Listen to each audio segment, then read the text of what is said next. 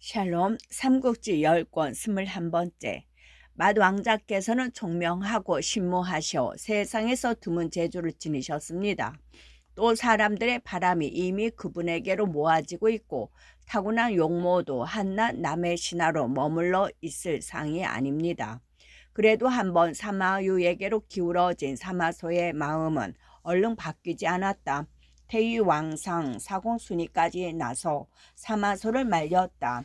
전에도 마지를 제쳐놓고 그 아래를 세웠다가 나라가 어지러워진 일이 여러 번 있었습니다. 부디 깊이 헤아려 주십시오. 그렇게 되자 사마소도 드디어 마음을 돌렸다. 사마염을 세워 세자로 삼았다. 세자를 정하는 일이 매듭짓자 다시 대신들이 몰려와 말했다. 올해 양무현에 하늘이 한 사람을 내려보냈는데 키가 2길이나 되고 발자국 길이가 석자 2치나 되며 머리는 희고 수염은 푸른 데다 누런 옷에 누런 머리띠를 메고 있었다 합니다. 그 사람이 명아주 지팡이를 짚고 다니며 스스로 말하기를 나는 민왕으로 너희에게 알린다. 전하는 주인이 바뀌어야 태평함을 누릴 수 있을 것이다 라고 했다는 것입니다.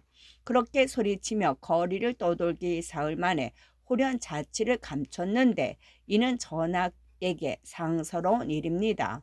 전하께서는 12줄 면류관을 쓰시고 천자의 정기를 앞세우시어 위엄을 높이도록 하십시오. 금은으로 짠 수레에 6필 말을 매심과 아울러 왕비는 황후로 세자는 태자로 올려 세우심이 마땅할 것입니다. 그 말을 들은 사마소는 속으로 가만히 기뻤으나 그에게는 천자의 자리에 오를 운이 없었던 모양이었다. 부중으로 돌아와 밥상을 받다가 준풍을 맞고 쓰러졌다. 다음 날이었다. 사마소의 병세가 위급하단 말을 듣고 대위 왕상, 사도 하증, 사마순이와 여러 대신들이 문안을 왔다. 그때 사마소는 이미 말을 할 수가 없었다. 다만 손가락으로 세자 사마염을 가리키고 죽었다. 그의 8월 신묘 날의 일이었다. 천하의 큰일은 모두 진왕에게 달려 있었소. 먼저 세자를 진왕으로 세운 뒤에 장례를 치르는 게 좋을 듯하오. 하증이 그렇게 말하자 모두 그를 따라 그날로 사마염을 진왕으로 세웠다.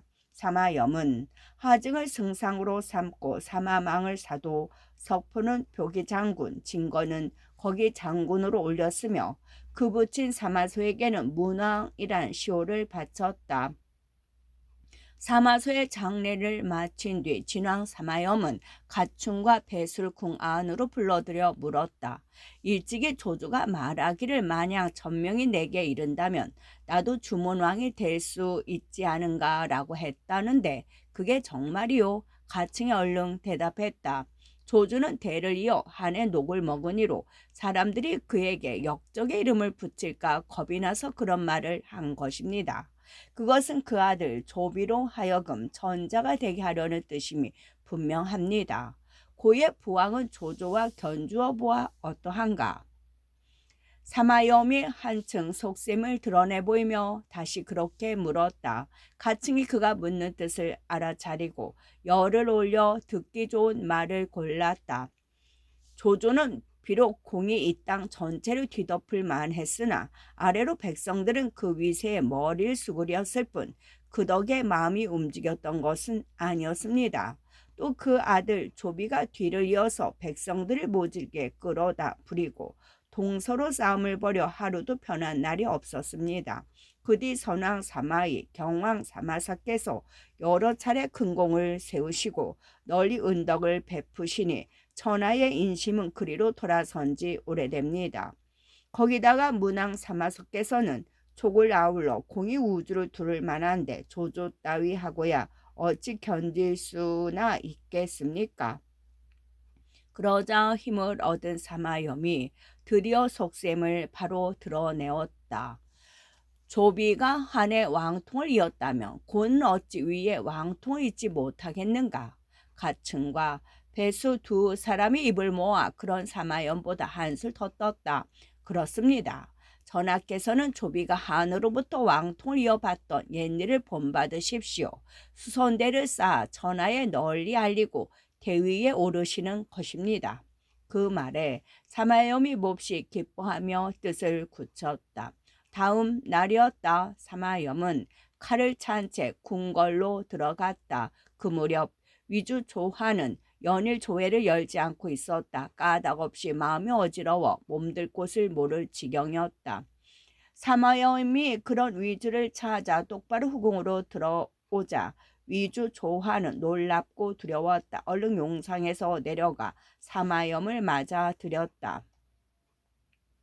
서로 자리를 잡고 앉은 뒤에 사마염이 먼저 입을 열었다. 위에 전하는 누구의 힘으로 이룩되었다 생각하시오. 그 갑작스런 물음에 위주 조한이 떨리는 목소리로 대답했다.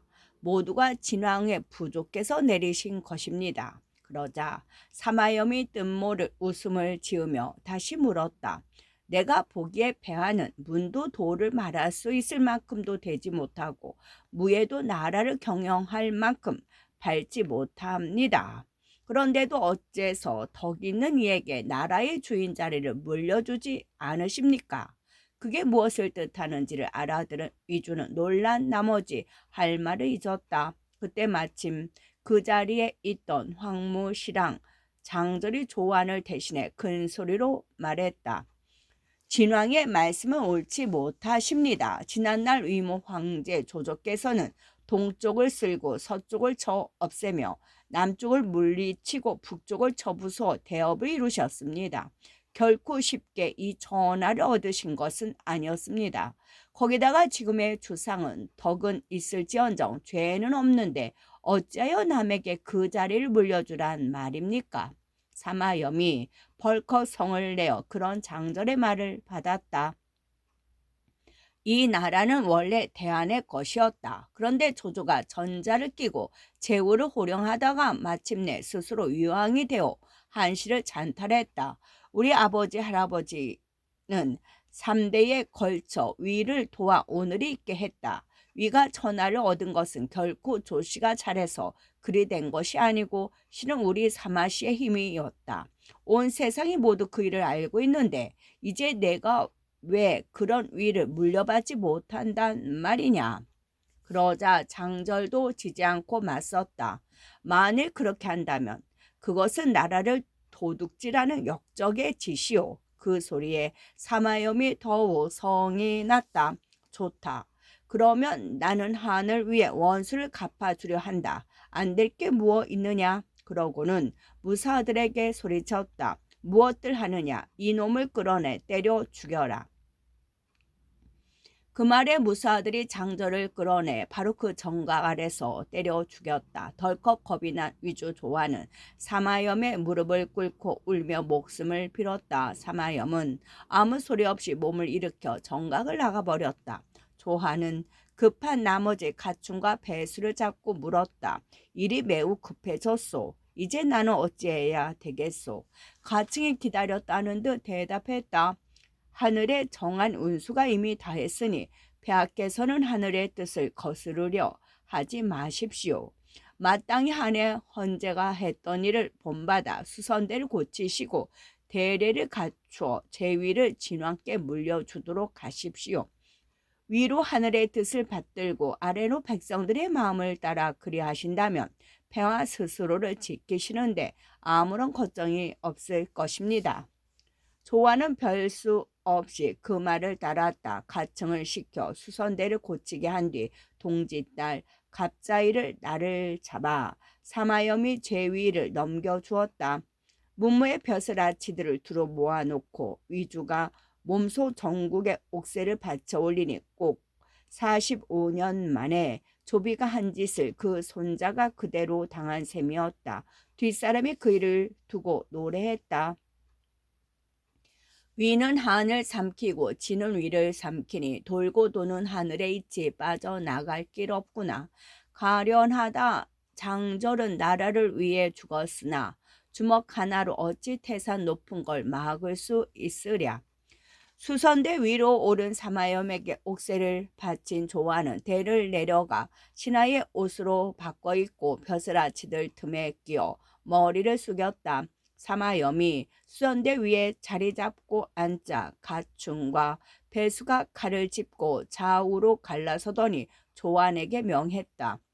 조안은 폐하께 2번 절하고 땅에 엎드려 명을 기다리라. 조안이 그대로 하자 가증이 다시 목소리를 가다듬어 사마염에 명을 전했다. 한 거나 25년 위가 한으로부터 나라를 물려받은 지 어느덧 45년이 지났다. 이제 하늘이 내리신 위의 복록을 끝나고 천명은 진으로 넘어왔다. 사마시는 공과 덕이 하늘과 땅에 가득해 가히 황제의 바른 자리로 나아갈 만하므로 이에 위를 이어받는다. 너를 진류왕에 봉하고 금융성에 머물러 살게 할 것이니 이 시각으로 곧 떠나라. 부름이 없으면 결코 경도로 들어와서는 아니 된다.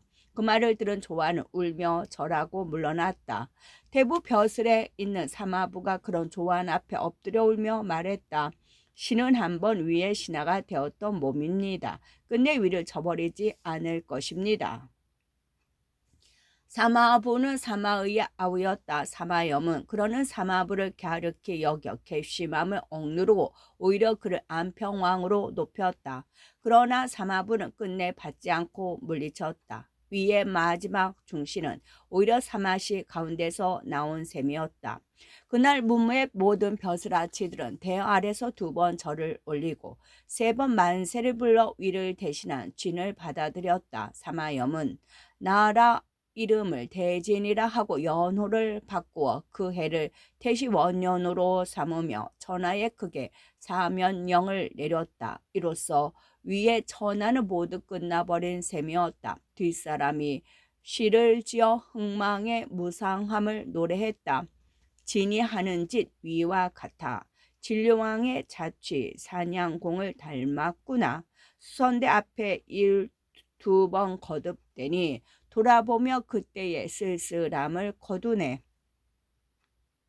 사냥공은 조비에게 쫓겨나 한 헌제가 받았던 자귀였다. 그 조비의 손자인 조안이 전자의 자리에서 쫓겨나 진류왕으로 내려섰으니 이 또한 인과 응보라 할 수 있을 것인가.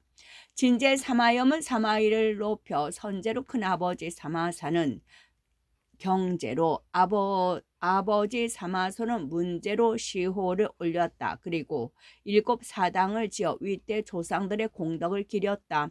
그 7사당에 든 신위의 으뜸은 한 정서 장군 사마균으로 사마염의 6대조였다. 그 다음은 5대조인 예장태수, 사마량 그 다음은 고조인 영천태수, 사마정 그 다음은 중조부 경조윤, 사마방 그리고 다음이 할아비인 선제 사마이었다. 거기다가 큰 아버지인 경제 사마사와 아버지인 문제 사마소를 합쳐 7이었다. 큰 탈 없이 위를 둘러 엎은 진제 사마염은 새 왕조를 여는 데 따르는 크고 작은 일들이 어느 정도 마무리 짓자 다시 전하를 하나로 아우르는 일에 눈길을 돌렸다. 매일 신하들을 불러 모아 동호마저 삼킬 의논으로 밤낮을 지샜다. 여기서 망해버는 위를 개괄하고 아울러 마지막 삼국의 힘을 비교해보자. 위는 건한 25년 10월 조비가 헌제에게서 선양받은 뒤에 문제, 조비, 명제, 조회 그리고 삼소제로 불리워지는 조방, 조모, 조안을 합쳐 5대 45년 만에 망했다. 뒷날 무죄로 추존된 조조를 더하고 그가 위공에 된 건한 18년부터 치더라도 6대 52년 만에 망한 셈이다. 그 위를 세우기 위해 피를 뿌리고 죽어간 수많은 맹장 열사며 치러야 했던 수백 번의 싸움을 돌이켜보면 허망할 만큼 짧았던 왕조의 수명이었다.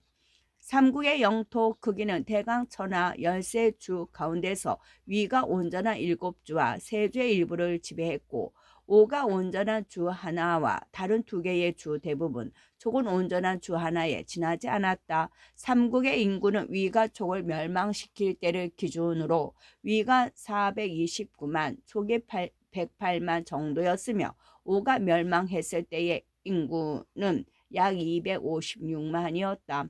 촉의 멸망과 오의 멸망 사이에는 20년의 시차가 있다는 걸 감안한다 할지라도 영토와 인구로 본 삼국의 국력 비교는 대략 위가 6에 오가 2, 촉이 하나 정도로 말할 수 있을 듯 싶다.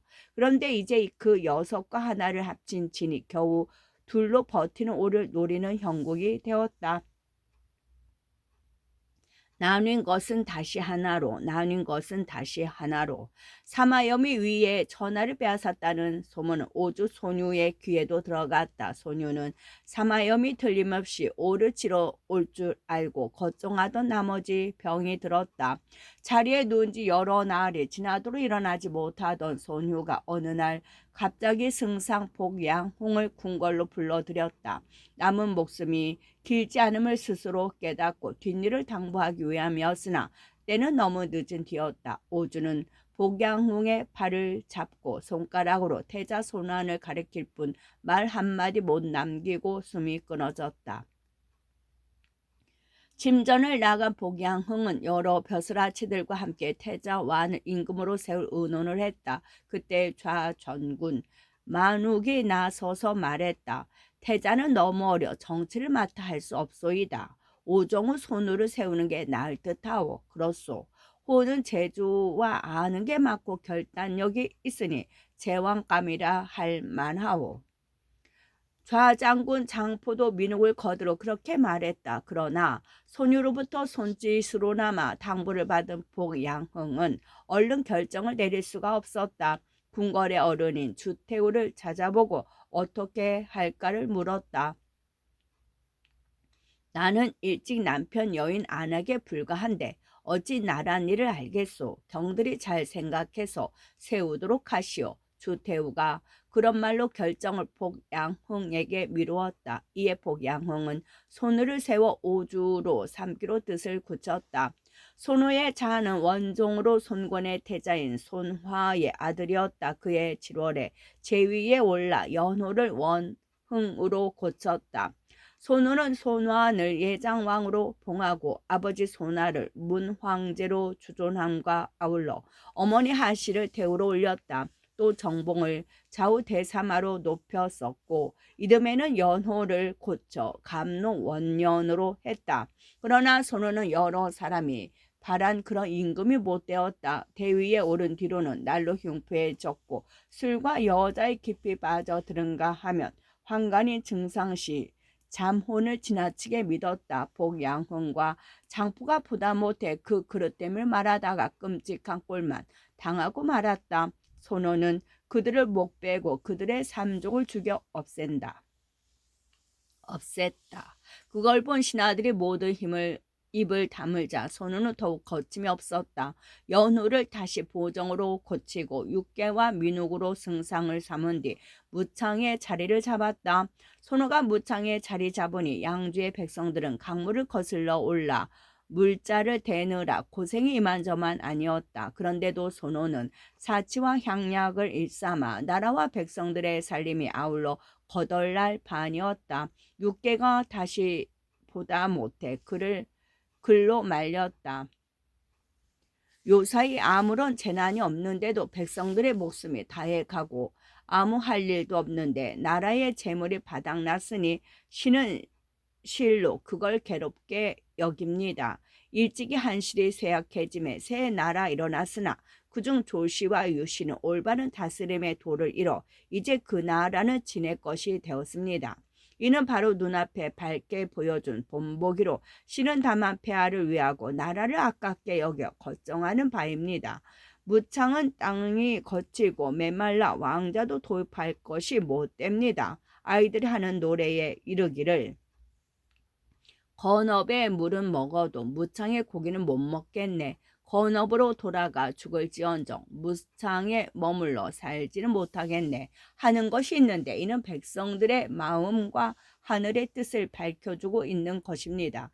지금 나라에서는 1년을 버틸 재물이 없어 그 뿌리가 드러날 지경이고, 벼슬아치들은 백성을 억누르는 데만 모질 뿐 불쌍히 여기는 법이 없습니다.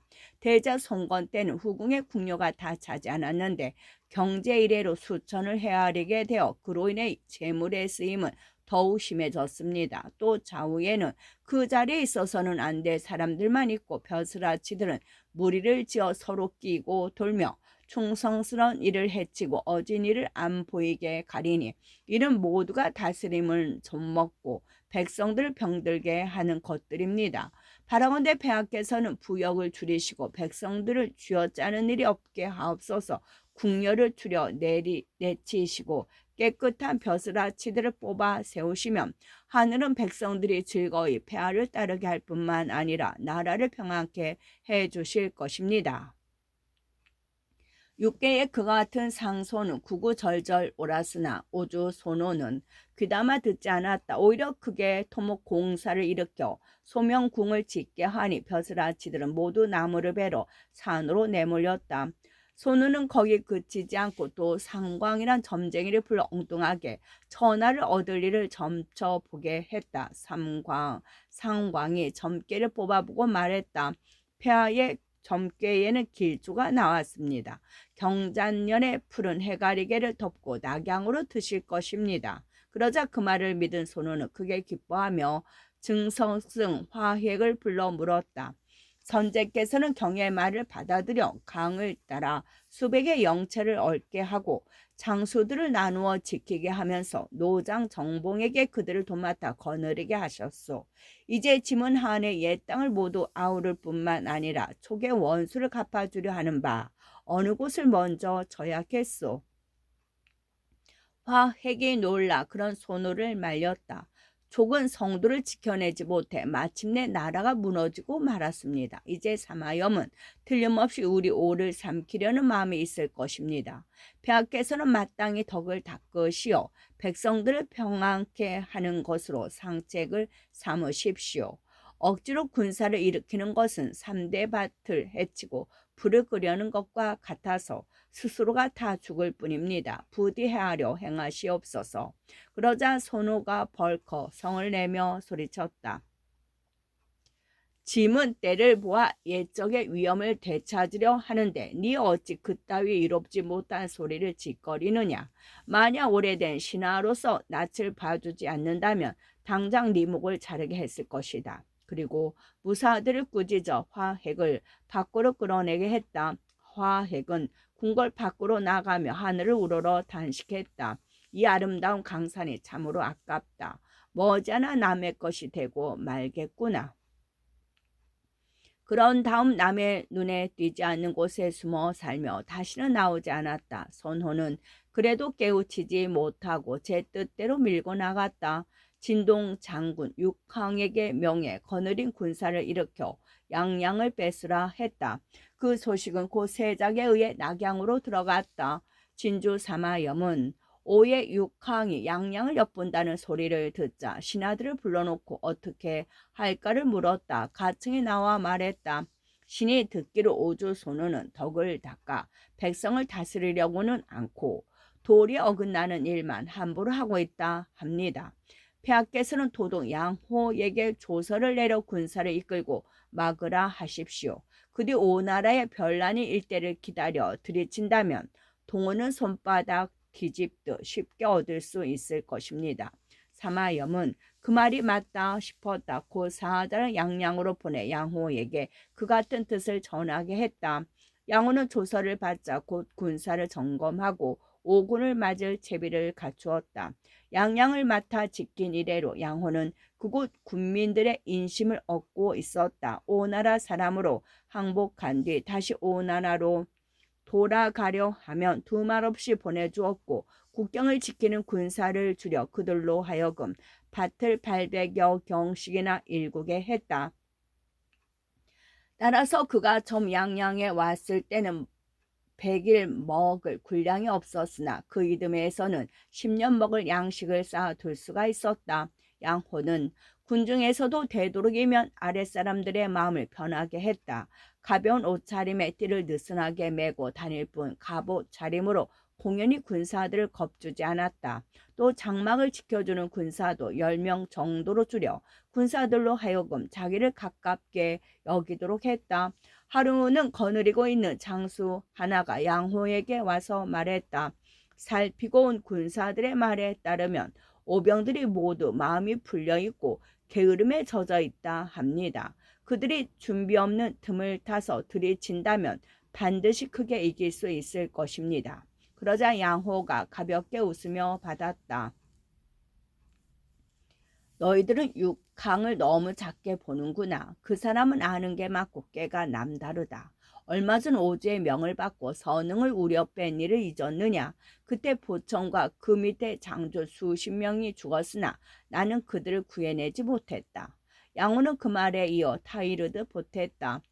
육항이 장수로 있는 한 우리는 그저 지키고만 있어야 한다. 그쪽 내부에서 병고가 생기기를 기다린 뒤에야 오병을 칠 수 있을 것이다. 만약 시세를 살피지 않고 가볍게 나갔다가는 형편없이 져서 내쫓길 뿐이다. 그걸 전해들은 모두가 그의 식견에 감복하며 그저 제 땅을 지키는 데만 힘을 다했다. 그 뒤 어느 날이었다. 양호가 장수들을 이끌고 사냥을 나갔다가 마침 사냥을 나온 오의 육항 및 그 장수들을 만났다. 양호는 자기 편 장수들에게 영을 내렸다. 우리 군사는 경계를 넘어서는 아니 된다. 이에 장수들은 진 땅 안에서만 맴돌며 사냥을 했다. 멀리서 그걸 본 육항이 감탄했다.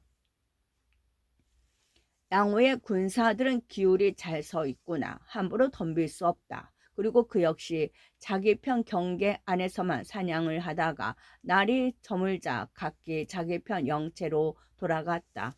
영체로 돌아온 양호는 사냥에서 잡은 짐승들을 일일이 살펴 먼저 오나라 군사들의 화살을 맞았다가 자기 편 군사에게 잡힌 것은 모두 오병에게 돌려주었다. 양호가 사람을 시켜 아깝게 놓친 짐승들을 모두 돌려주자 오병들은 매우 기뻐하며 그 일을 육항에게 알렸다. 육항은 심부름 온 진나라 군사를 불러 물었다. 너희 대장은 술을 마실 줄 아느냐? 잘 빚어진 술이면 잡수십니다. 그 군사가 아는 대로 대답했다. 그러자 육항이 껄껄 웃으며 말했다. 내게 좋은 술 한 마리 있는데 갈무리 해둔 지 오래된 것이다. 네게 줄 테니 가져가서 너희 도둑께 올려라. 그리고 아울러 그 술은 이 육아무개가 손수 빚어 마시는 술로 특히 한 잔을 보내니 어제 함께 사냥했던 정으로 알고 드시라고 아뢰어라. 이에 심부름 왔던 군사는 술 한 마리를 지고 돌아갔다. 그 군사가 돌아간 뒤 곁에 있던 장수들이 육항에게 물었다. 장군께서 그 사람에게 술을 주신 뜻은 무엇입니까? 그러자 육항이 아무렇지도 않은 얼굴로 대꾸했다. 그가 먼저 우리에게 멋을 부렸는데 우린들 가만히 있을 수 있느냐. 실로 양호의 존 맞수다운 말이었다. 그 말에 오장들은 모두 놀람을 금치 못했다. 한편 자기 진채로 돌아간 진나라 군사는 양호를 찾아보고 육항이 보낸 술을 바치며 거기서 있었던 일을 죄다 일렀다. 양호가 빙긋 웃으며 말했다. 그도 내가 술을 마신다는 걸 안단 말이지. 그리고 술 항아리를 10개에 한 잔을 따라 마셨다. 곁에 있던 장수 진원이 말렸다. 그 술 속에 간사한 수작을 부렸으면 어쩌려고 그러십니까? 도둑께서는 잘 살피신 뒤에 천천히 마시십시오. 그러자 양호가 더욱 소리 높여 껄껄 웃으며 말했다. 육항은 독한 사람이 아니다. 걱정할 거 없다. 그리고 그 자리에서 육항이 보낸 술독을 다 비웠다. 뿐만 아니라 그 뒤로는 사람을 보내 서로 안부를 물으며 왔다 갔다 했다. 하루는 육항이 양호에게 사람을 보내 안부를 물었다. 양호가 그 심부름꾼에게 물었다. 육장군은 평안하시냐? 그 심부름꾼이 아는 대로 대답했다. 장군께서는 병이 나셔 며칠째 장막 밖을 나오지 않으셨습니다. 내가 헤아리기에 그 사람의 병은 나와 같을 것이다. 내가 마침 약을 다려둔 게 있으니 네가 가져가 잡숫게 하여라. 양호가 그렇게 말하고 다려둔 약을 병에 담아 보냈다. 심부름꾼이 약을 가지고 돌아가 육항에게 바치며 양호의 말을 전하자 곁에 있던 오장들이 육항을 가로막았다. 줄 것을 권하는